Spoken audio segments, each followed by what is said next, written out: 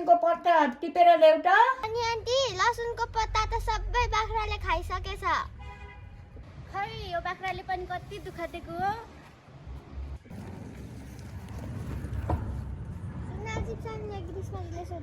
दिदी यसपालि त गाउँ फल्ला जस्तो छ है। मेहनत गरेको छु फल्छ होला। निस्तर यो बाख्रा त म भन्दा नि मोटाको छ है। काम नगरी खानेको हाल त्यस्तै त हुन्छ नि। ए तिमीले त मलाई नै भनेको के म बाख्रा जस्तो काम नगरी खान्छु? होइन थोरै मजाक गरेको।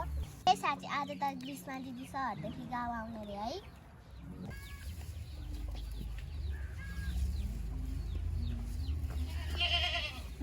देवसानी दिदी कस्तो हुन्छ? आरामै हुनुहुन्छ? सेवा भाग्यमानी हुनु। सन्चै छु। तिमीलाई कस्तो छ? राम्रैसँग आयो नि? मलाई नि ठिकै छ। सँग आइपुगे। सहरतिर सबै ठिक छ नि? सबै ठिक छ। गाउँको जस्तो ताजा खानेकुरा चाहिँ खान पाइँदैन। आउनु भएछ।